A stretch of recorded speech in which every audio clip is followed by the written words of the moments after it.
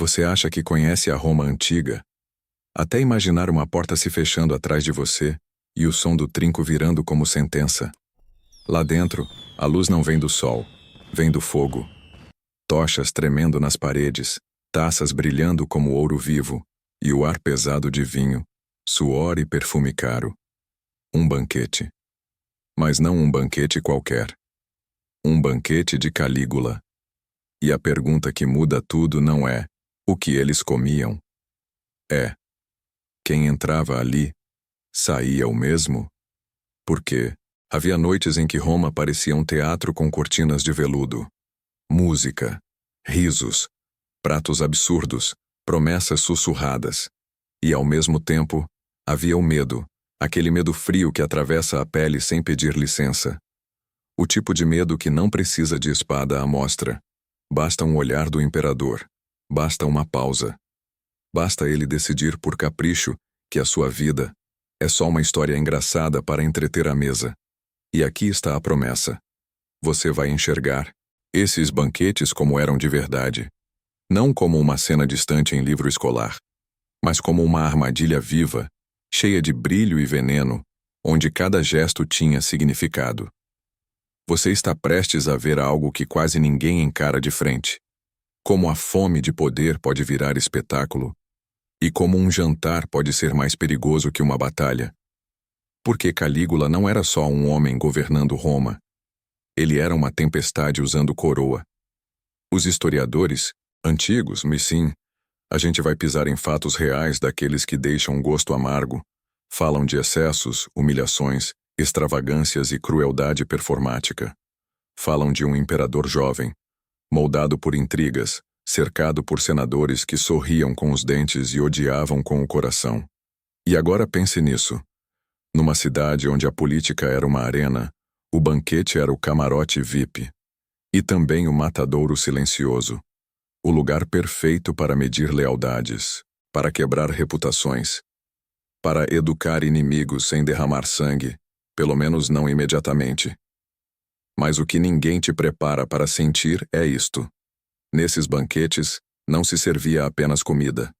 Servia-se destino. Servia-se vergonha. Servia-se medo em porções pequenas, elegantes, como se fosse mais um prato exótico. E o mais assustador é que às vezes a vítima nem sabia que era vítima. Ainda. A porta se abre com um gemido longo, como se o próprio palácio reclamasse de ter que engolir mais alguém. E ele entra. Um senador. Toga impecável. Anel pesado no dedo. Perfume caro tentando esconder o cheiro do medo que já nasceu nele antes mesmo do convite chegar. Ele sorri, porque em Roma sorrir é sobreviver. Mas por dentro ele conta cada passo como quem atravessa uma ponte quebrada. Um erro, e a água não perdoa. O corredor é um rio de sombras.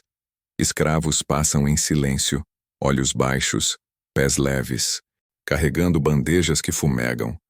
O aroma é indecente, quase hipnótico.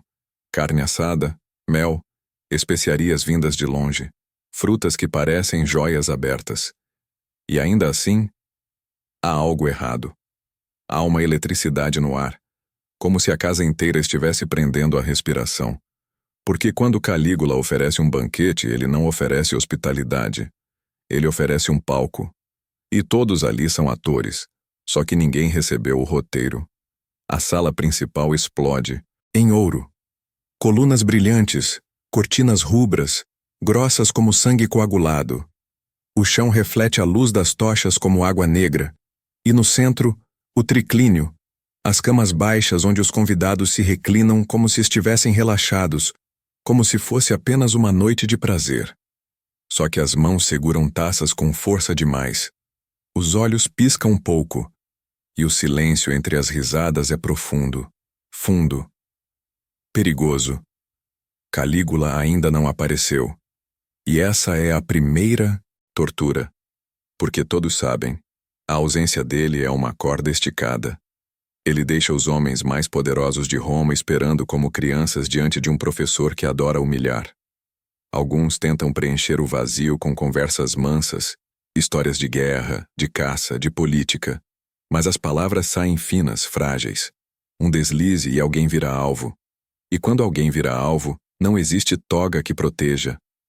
Ele vai vir, sussurra um. Ele sempre vem. E outro responde, quase sem mover os lábios. A questão é, qual Calígula vem hoje? Porque há duas Romas dentro de um só homem. O jovem que foi amado no início do reinado, quando o povo celebrou como se um novo sol tivesse nascido. E o outro, o que veio depois quando as fontes antigas descrevem um imperador que se tornou imprevisível, teatral, ferino. Alguns cronistas dizem que uma doença forte mudou seu temperamento. Outros sugerem paranoia, sede de controle, delírios de grandeza. Mas ali naquela sala ninguém debate teoria. Ali, eles só sentem o resultado. De repente, a música muda. Não é mais fundo. É comando. As liras param por um segundo, e esse segundo pesa como uma pedra no peito. Passos. Rápidos. Decididos. E então ele aparece. Calígula entra como quem invade. Não como quem chega. Ele veste luxo, mas o luxo parece arma. Um manto que brilha. Um sorriso que não aquece. O olhar atravessa as pessoas como se elas fossem cortinas. E ele não cumprimenta como um homem comum. Ele mede. Ele escolhe. Ele caça. E é aqui que o banquete vira outra coisa. As primeiras taças são erguidas. Um brinde a Roma. Um brinde aos deuses. Um brinde ao imperador. O vinho corre vermelho e espesso, e os pratos chegam em ondas. Falam de extravagâncias atribuídas a esses jantares, sabores raros, gastos absurdos, ostentação feita para esmagar. Qualquer senso de limite. E não é só comida, é mensagem. É Calígula dizendo sem dizer. Eu posso, vocês não podem. A mesa de tão farta vira uma humilhação silenciosa para quem finge ser igual. Ele ri alto. Conta uma história. Todo mundo ri junto. 2 segundos atrasado. Porque o corpo precisa confirmar que o imperador está rindo antes de ousar rir também. E Calígula percebe. Ele sempre percebe. Ele gosta desse atraso. Ele se alimenta disso, como se fosse sobremesa. Então ele aponta para alguém. Um homem respeitado. Um dos que tem voz no Senado. E pergunta algo simples, quase inocente. Diga-me, você me ama? A sala não respira, porque a pergunta não pede resposta. Pede submissão. E o homem sabe. Se disser sim rápido demais parece falso. Se hesitar parece traição. Se brincar, morre. Se ajoelhar, talvez viva. Talvez. Ele responde. E Calígula sorri, satisfeito por um instante, até ficar entediado. E o tédio dele é pior que a raiva. Porque a raiva tem direção. O tédio é uma lâmina girando no escuro, cortando quem estiver perto. E então, como se mudasse de assunto, Calígula manda trazer algo. Um presente. Uma surpresa para a noite. Os escravos entram carregando uma bandeja grande, coberta. O tecido trêmula, não por vento, mas porque alguém está segurando com mãos que tremem. A bandeja é colocada no centro. O som do Illusoan, metal tocando a mesa, ecoa como um sino fúnebre. Calígula olha em volta com aquele brilho de menino cruel que descobriu um truque novo. Vamos ver se vocês são gratos, ele diz, leve, como quem fala de vinho, e puxa o pano. O que aparece ali não é comida, é um aviso. E nesse exato momento, o senador que entrou confiante percebe uma verdade terrível. Naquele banquete, a qualquer segundo, a diversão pode virar julgamento. E o julgamento não tem defesa. Só plateia. O pano cai. E por um instante que parece eterno, ninguém entende o que está vendo. É uma peça pequena, quase banal. Uma sandália infantil, gasta na lateral, com marcas de poeira seca. Um objeto que não deveria estar ali, no meio de ouro e vinho. E é exatamente por isso que o ar some da sala. Porque Calígula não escolhe o que é grandioso. Ele escolhe o que dói. O senador reconhece antes de todos. Os olhos dele travam como se a alma tivesse batido numa parede. Aquela sandália. pertenceu ao filho de um homem que desapareceu semanas atrás. Um homem que ousou falar alto demais no Senado. Um homem que, de repente, parou de existir, como se Roma tivesse engolido o nome dele. E agora a lembrança do desaparecido está ali, no centro do banquete, como um prato servido frio. Não há sangue, não há corpo, só um símbolo. E símbolos são piores. Eles entram na cabeça e não saem, mas Calígula observa os rostos um por um, como quem aprecia uma pintura recém-feita. Ele sorri, mas o sorriso é só forma, não é sentimento.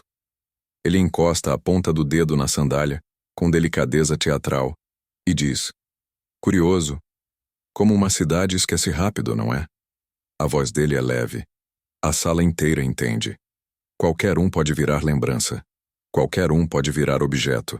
E aí ele muda o tom, como se estivesse entediado do próprio golpe. Estala os dedos. Mais música. Mais vinho. Mais comida. A festa continua. Mas agora tudo tem gosto de ferro. O senador tenta engolir uma uva e sente que está engolindo a própria língua. Porque não se trata mais de jantar. Trata-se de quem vai aguentar parecer normal enquanto o chão se move. Uma dançarina entra girando como chama. Sinos nos tornozelos, um véu fino que parece névoa. Os convidados aplaudem com as mãos, mas por dentro aplaudem com medo.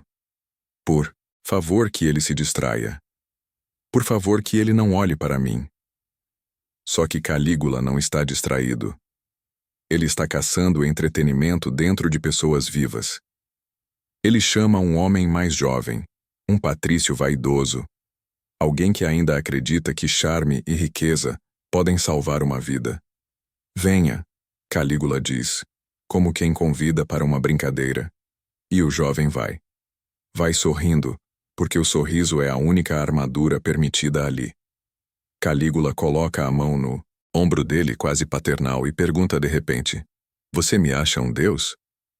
A pergunta corta a música ao meio, mesmo com as cordas ainda tocando. O jovem engole seco. O salão inteiro aprende a respirar em silêncio. Se ele disser sim, pode soar como bajulação barata. Se disser não, pode soar como blasfêmia ou insulto. Se tentar uma resposta inteligente, pode soar como desafio. E Calígula adora desafios, porque desafios dão desculpa para punição. Ele responde algo cuidadoso, cheio de reverência. Calígula dá uma risada breve e então, num movimento rápido, pega uma taça e derrama vinho na mão do rapaz, como se fosse uma libação aos deuses. O vinho escorre pelos dedos, goteja no chão. Viu? Ele diz, e a voz fica mais baixa, íntima, horrível. Até o vinho obedece. Só falta você.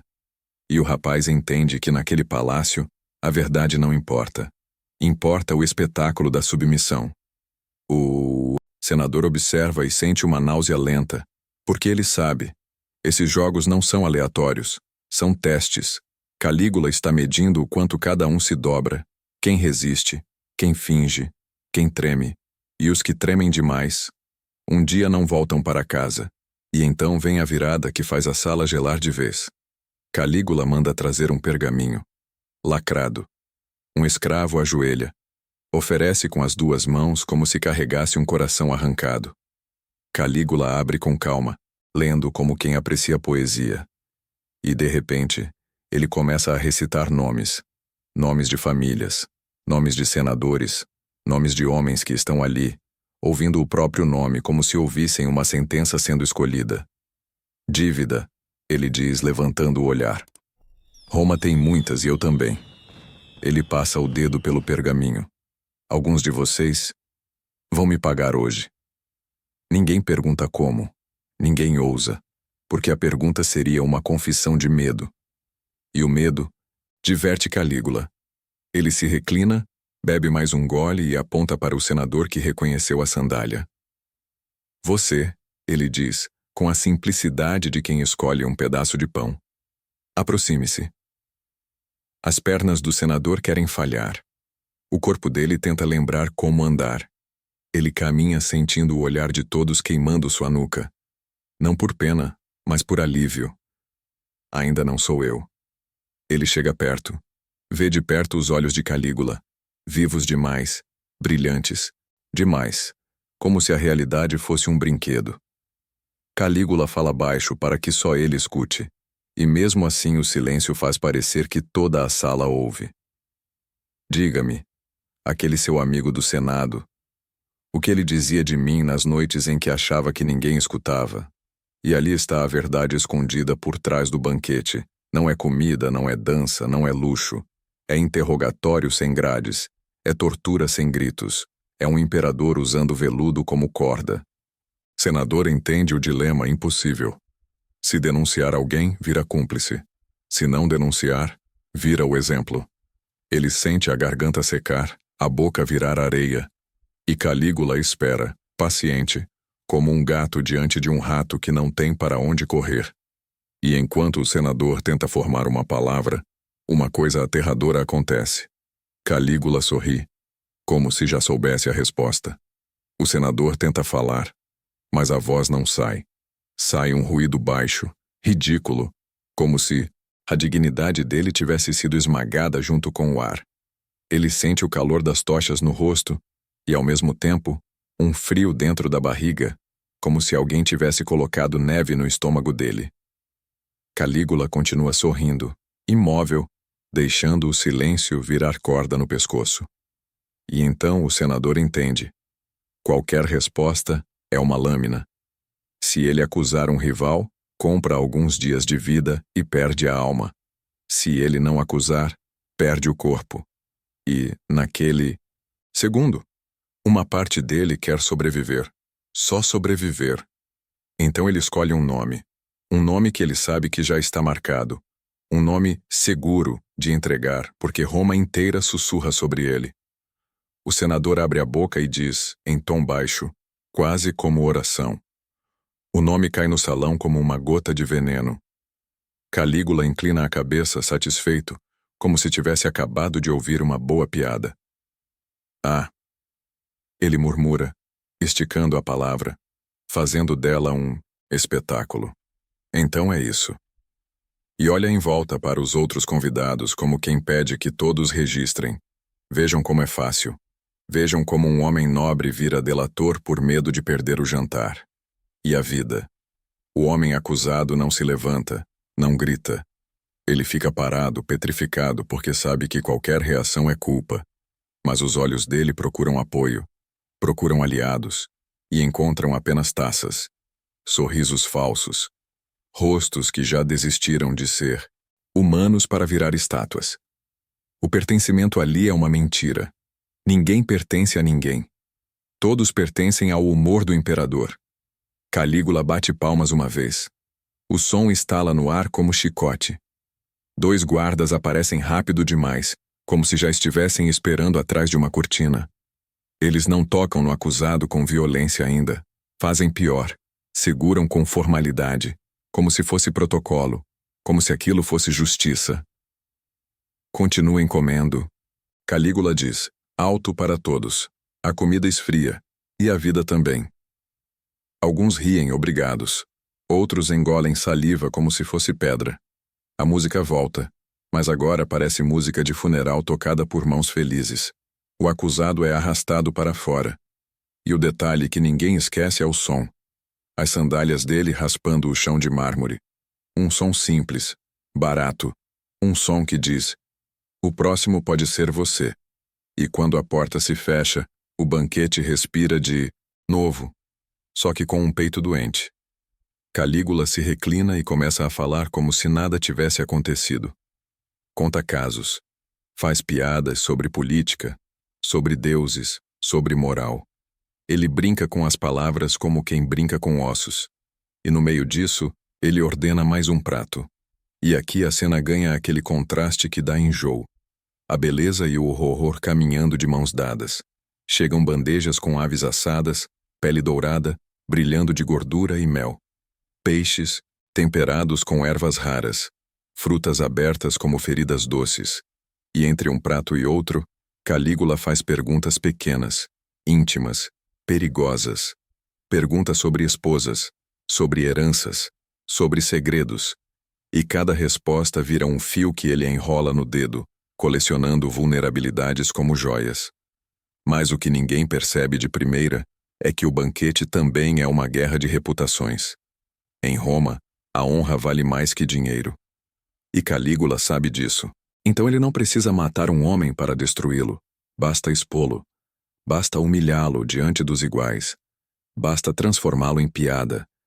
Ele chama um outro senador, mais velho, conhecido por ser rígido, moralista, do tipo que adora falar de virtude. Calígula oferece a ele uma taça e diz: "Você que é tão puro, beba por mim."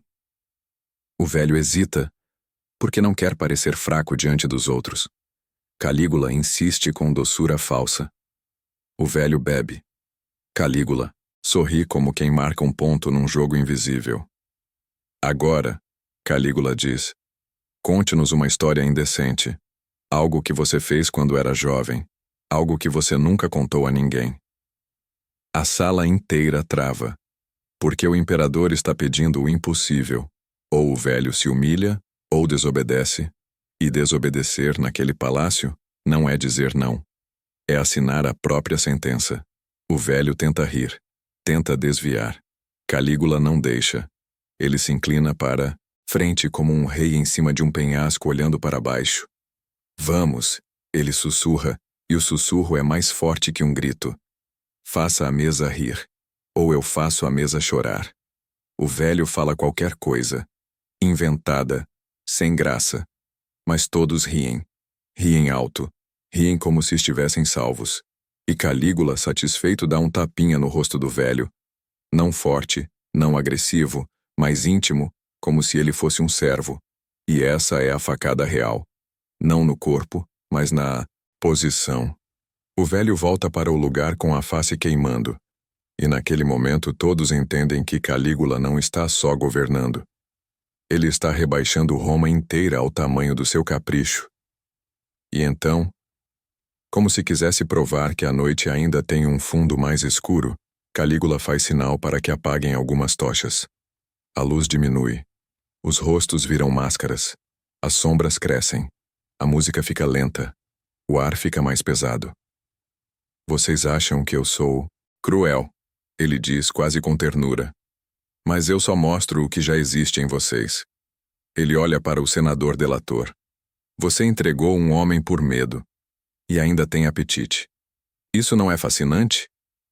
O senador tenta desviar o olhar, mas Calígula não permite.